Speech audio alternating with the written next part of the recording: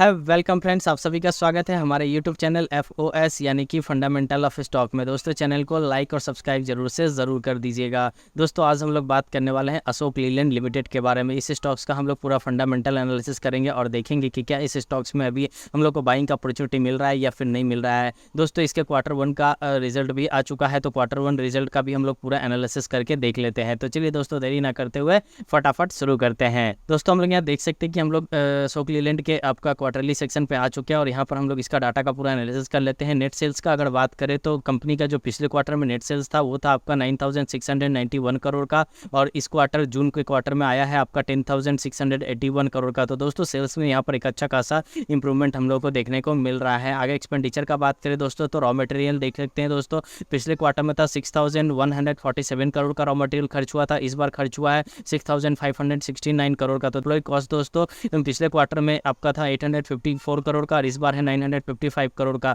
चलिए दोस्तों आगे हम लोग डेप्रिसिएशन देखें तो पिछले क्वार्टर में इसका डेप्रिसिएशन लगा था 226 करोड़ का और इस क्वार्टर में डेप्रिसिएशन लगा है 235 करोड़ का। तो दोस्तों डेप्रिसिएशन भी लगभग आसपास में यहाँ पर लगता हुआ दिख रहा है। दोस्तों यहाँ अगर हम लोग अशोक लीलैंड के अदर एक्सपेंस देखें तो देख सकते हैं पिछले क्वार्टर में जो अदर एक्सपेंस था 1078 करोड़ का था और इस बार जो ये बढ़कर हो गया है 1305 करोड़ का। इनकम का अगर बात करें दोस्तों तो पिछले क्वार्टर में अदर इनकम था 44 करोड़ का और इस बार आया है इसका अदर इनकम 29 करोड़ का। तो दोस्तों अदर इनकम में एक अच्छा खासा कंट्रोल हम लोगों को यहाँ पर होता हुआ दिख रहा है। आगे दोस्तों इंटरेस्ट का बात करें तो पिछले क्वार्टर में कंपनी ने इंटरेस्ट पे करा था 655 करोड़ का और इस क्वार्टर में इन्होंने इंटरेस्ट पे करा है 903 करोड़ का। तो दोस्तों कंपनी का जो इंटरेस्ट पेइंग है वो इस क्वार्टर में बढ़ता हुआ हम लोगों को दिख रहा है। दोस्तों प्रॉफिट बिफोर टैक्स का अगर बात करें तो पिछले क्वार्टर में प्रॉफिट बिफोर टैक्स था 677 करोड़ का और इस बार है आपका 764 करोड़ का। तो दोस्तों प्रॉफिट बिफोर टैक्स में एक शानदार मोमेंटम यहाँ पर हम लोगों को अपसाइड की तरफ दिख रहा है। चलिए दोस्तों आगे बढ़ते हैं और इसका नेट प्रॉफिट को भी देख लेते हैं। दोस्तों अगर हम लोग इसका नेट प्रॉफिट का बात करें तो देख सकते हैं नेट प्रॉफिट यहाँ पर 582 करोड़ का था पिछले क्वार्टर में और इस क्वार्टर में इसका जो नेट प्रॉफिट है वो 549 करोड़ का दिख रहा है।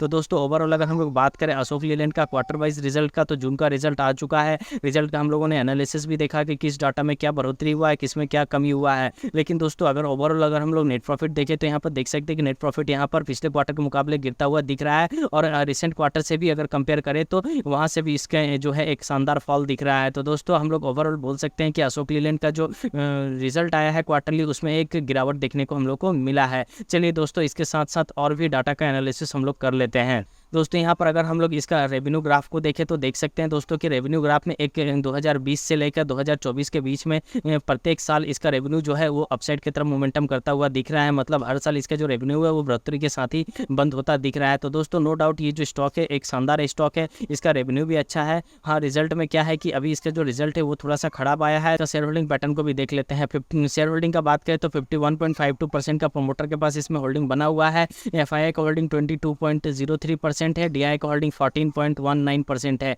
अगर पब्लिक का बात करें तो 12.2% पब्लिक का जो होल्डिंग है इस स्टॉक्स में ऑलरेडी बना हुआ है। यहाँ पर दोस्तों प्रमोटर होल्डिंग में किसी भी तरह का कोई चेंजेस यहाँ नहीं दिख रहा है। चलिए दोस्तों अगर हम लोग स्ट्रेटेजी का बात करें दोस्तों जून का जो रिजल्ट आया है वो थोड़ा सा वीक आया है, तो इसलिए हम लोग इसको थोड़ा सा वेट कर सकते हैं क्योंकि टेक्निकली अगर देखें तो ये जो चार्ट है ये अपसाइड की तरफ मोमेंटम करता हुआ दिख रहा है। हो सकता है कि टेक्निकली ये स्टॉक जो है अपना ब्रेकआउट करे और वहाँ पर डबल टॉप लगा के फिर डाउन साइड की तरफ मोमेंटम कर जाए, इसलिए दोस्तों थोड़ा सा वेट करिए। रिजल्ट का जो इफेक्ट है हो सकता है नहीं भी हो सकता है, बट हम लोगों को कब बाइंग करना है जब टेक्निकली हम लोग को थोड़ा सा डाउन में मिलेगा चार्ट, हम लोग इसको लेके अपने पोर्टफोलियो में ऐड कर सकते हैं क्योंकि स्टॉक जो है बढ़िया स्टॉक है। आने वाले समय में इसमें मोमेंटम हो सकता है। क्वार्टरली रिजल्ट भले ही खराब हो बट सेकंड क्वार्टर में हो सकता है रिजल्ट इसका अच्छा हो जाए। तो दोस्तों हम लोग को थोड़ा सा वेट करना होगा। अगर आप इसमें ऑलरेडी इन्वेस्ट करके बैठे हैं तो आप इन्वेस्ट करके बैठे रहिए। चलिए दोस्तों मिलते हैं दूसरे स्टॉक में नए लिस्ट के साथ। नमस्ते, जय हिंद, जय भारत।